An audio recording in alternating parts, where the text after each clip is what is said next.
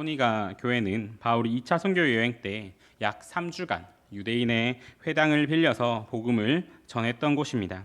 예수님의 죽으심과 부활 그리고 재림에 대하여서 이야기를 하고 복음을 전했을 때 많은 사람들이 주 앞에 돌아오게 되어서 만들어지게 된 교회가 바로 데살로니가 교회입니다. 그런데 이 교회가 직면하고 있는 문제가 하나 있었습니다. 바로 바울로부터 그리스도의 죽으심과 부활하심 그리고 다시 오심에 대해서 듣고 그 복음을 듣고 모여서 교회를 이루기는 했는데 그것까지는 좋았는데 어떻게 다시 오실 주님을 맞이할 것인가 라고 하는 그 신앙의 문제가 잘 정립되지 않은 상태로 있었던 것입니다. 그래야 해서 어떤 사람은 자신의 삶을 포기한 채 그저 주님이 오신 날을 그냥 가만히 기다리는 사람이 있었는가 하면은 주님이 오신 날을 대비하기 위해서 주님이 언제 오시는지를 알아야 된다라고 이야기하는 사람들도 있었습니다. 바울이 데살로니가 교회를 방문하여서 그들에게 주의 재림을 가르쳤을 때 가르침을 받는 사람들에게는 아마 당연하게 그것에 대한 궁금증이 더욱더 커져가고 그럼 우리가 어떻게 해야 할 것인가 라고 하는 그 궁금증이 더 커졌을 수밖에 없었을 것입니다. 실제로 마지막 날에 대한 생각은 현재까지도 그 날과 때 그리고 그것을 어떻게 준비할 것인가 라고 하는 여러 가지 방법들과 여러 가지 사람들의 생각 그리고 그것을 알고 싶어하고 그것을 알기 위하여서 여러 가지 방법으로 그것을 시도하는 그 시도가 현재까지도 이어져 오고 있습니다. 그런 이들에게 바울은 오늘 본문을 통하여서 그 날을 어떻게 준비해야 하는지를 알려주고 있습니다. 데살로니가 교인들은 바울에게 때와 시기를 물었습니다.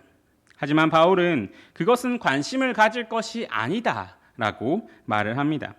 왜냐하면 그 날짜는 아무도 알지 못하기 때문입니다. 심지어 예수님도 이렇게 이야기하십니다. 때와 시기는 아버지께서 자기의 권한에 두셨으니 너희가 알 바 아니오. 또 예수님은 그날에 대하여서 마태복음 24장 44절에서 이렇게 말씀하십니다. 이러므로 너희도 준비하고 있으라. 생각하지 않은 때에 인자가 오리라. 아멘. 우리가 해야 될 것은 준비하는 것이지 그날이 언제일까 판단하는 것이 아니라는 것입니다. 그래서 이런 예수님의 말씀은 아마 바울도 전하였을 것입니다. 그렇기에 바울은 1절에서 너희에게 쓸 것이 없음은 때와 시기에 대하여서는 너희에게 쓸 것이 없다. 왜냐하면 너희가 이미 그것을 알지 못한다. 그것은 오직 하나님 아버지의 권한 아래에 있다는 것을 너희가 이미 알기 때문이다. 그러므로 너희에게 쓸 것이 없음은이라고 말하면서 2절에서 주의 날이 밤에 도둑같이 이를 줄을 너희 자신이 자세히 알기 때문이라 라고 말합니다.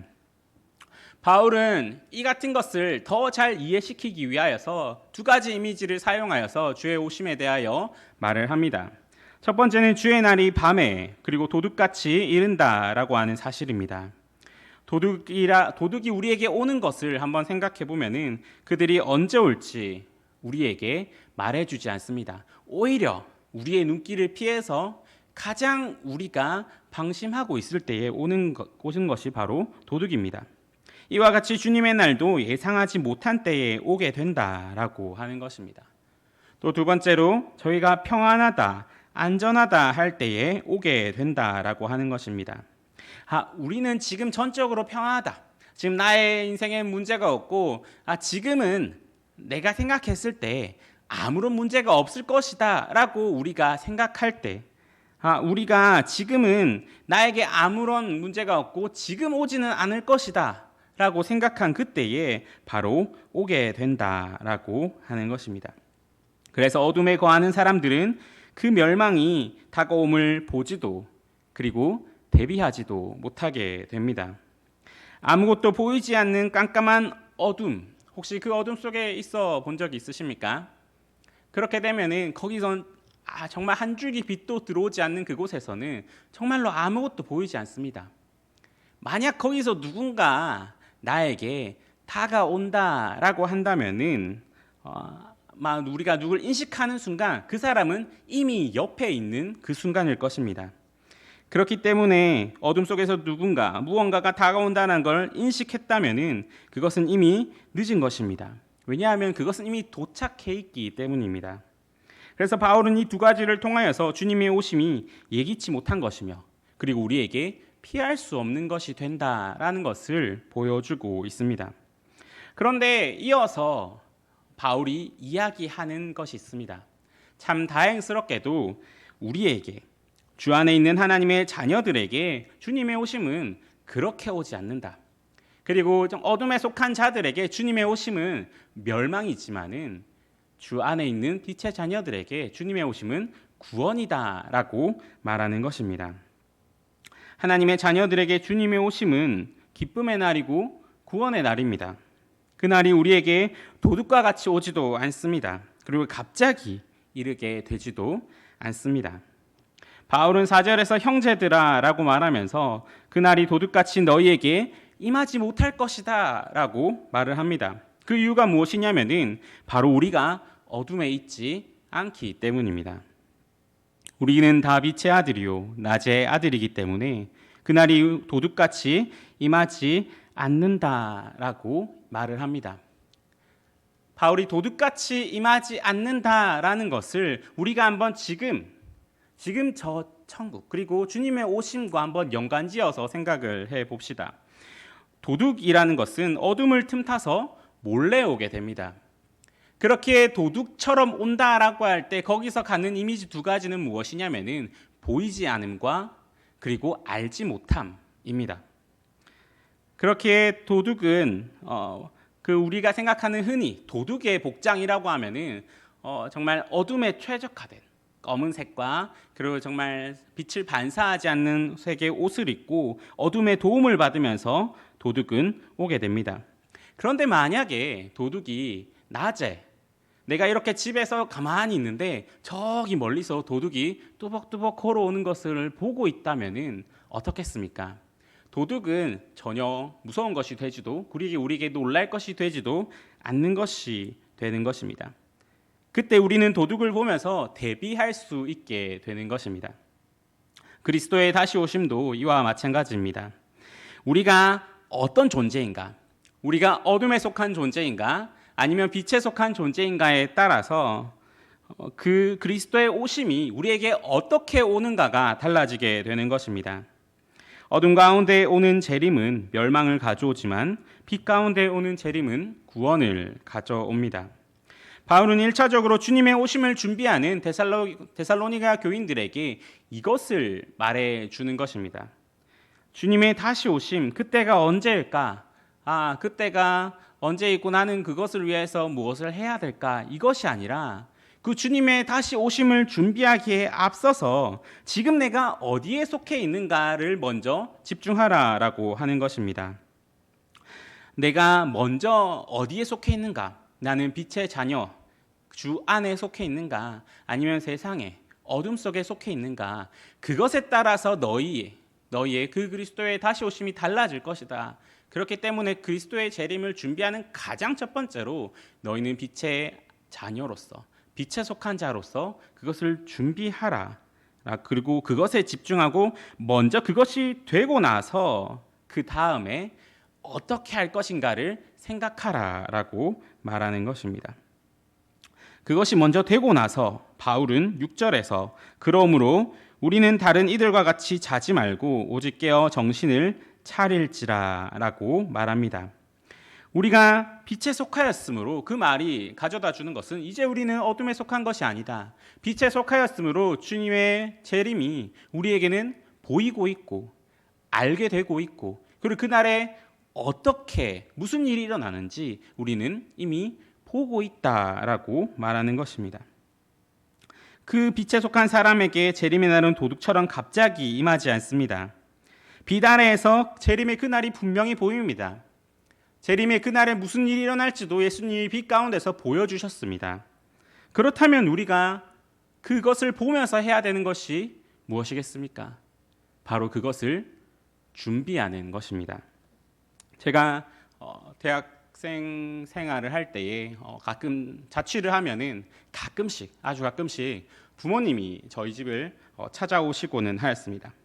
그럼 이제 전화를 하고 나서 부모님이 며칠 날 가겠다라고 하면 제가 그 날이 다가오면은 어떻게 준비를 하겠습니까?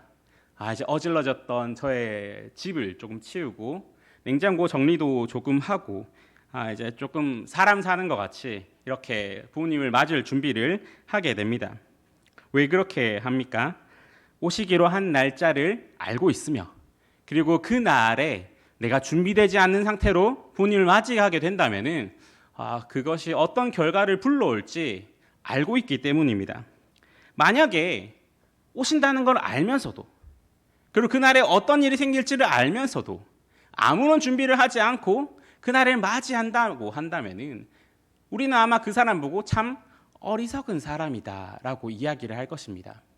분명히 보고 있고 알고 있고 그리고 그날에 뭘 해야 되는지까지 이미 알고 있는데 보여졌는데 그것을 아무런 준비하지 않은 채로 맞이하면서 그날에 오는 그 재앙을 그대로 맞이하는 것이 되기 때문입니다. 주님의 오심도 마찬가지입니다. 주님은 우리를 빛의 자녀로 불러주셨습니다. 그리고 우리에게 그 말씀의 빛으로 계시해 주십니다.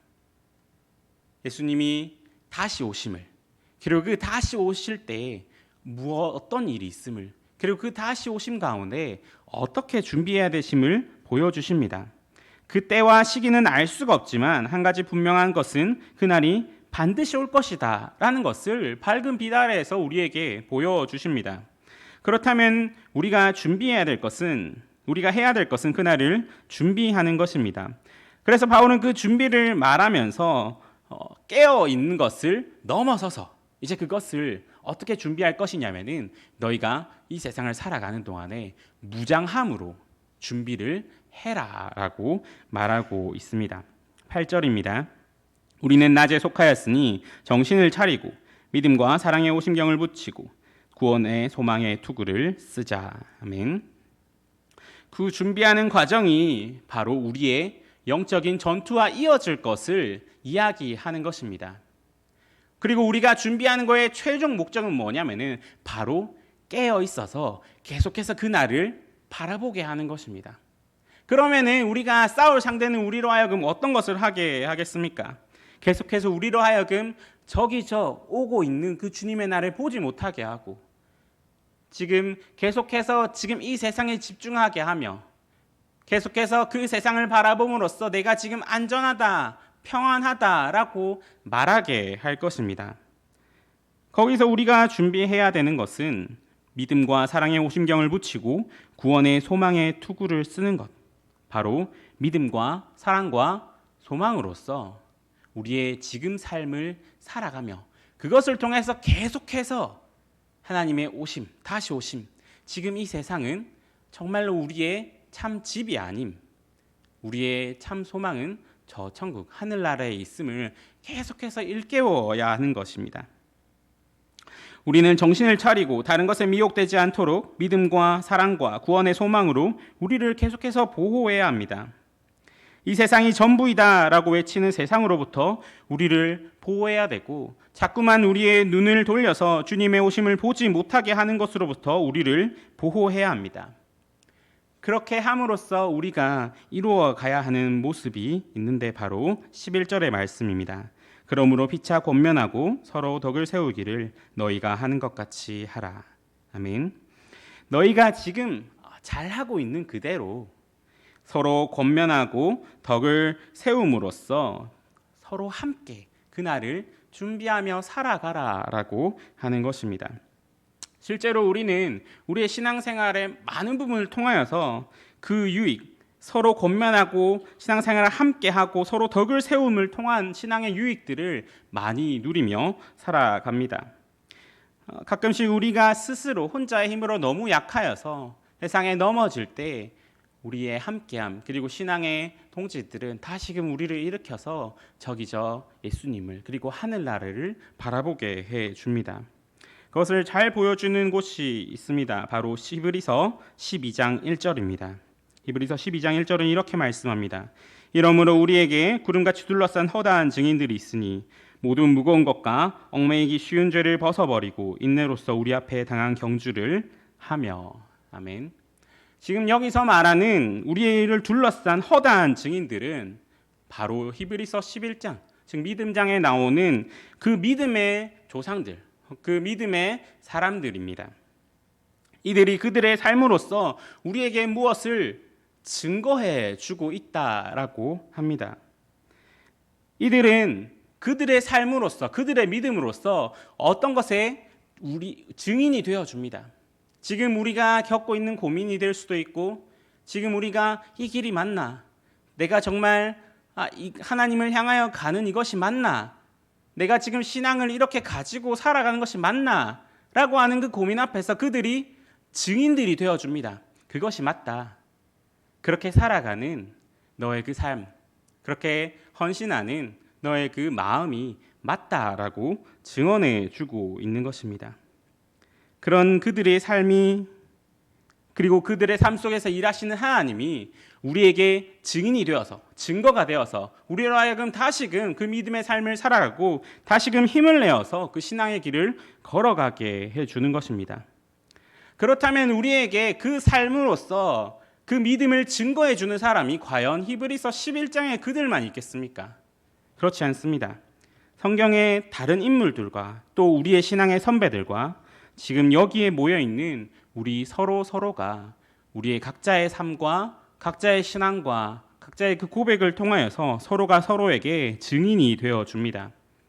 그 삶과 고백 속에서 증언되어지는 그 하나님, 우리가 하나님 만남 그 간증 속에서 나타나지는 그 하나님을 통하여서 우리는 모든 무거운 것과 얽매이기 쉬운 죄를 벗어버릴 수 있게 됩니다. 그리고 함께함으로써 인내로써 우리 앞에 당한 경주를 하게 됩니다.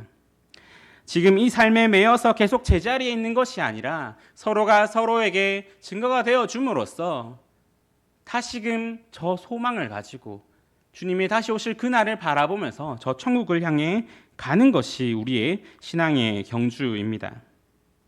우리 주위에 지금 내 옆에 있는 사람들의 삶을 통하여서 그 신앙의 교제를 통하여서 그것이 끊임없이 증거되고 그것으로 인해서 다시금 우리가 힘을 얻고 그것으로 인해서 우리가 다시 세상에 나가서 그 믿음의 싸움, 그 영적 싸움을 할 수 있게 만들어주고 그리고 그것을 위하여서 주님이 불러 모으신 것이 바로 교회이기 때문입니다.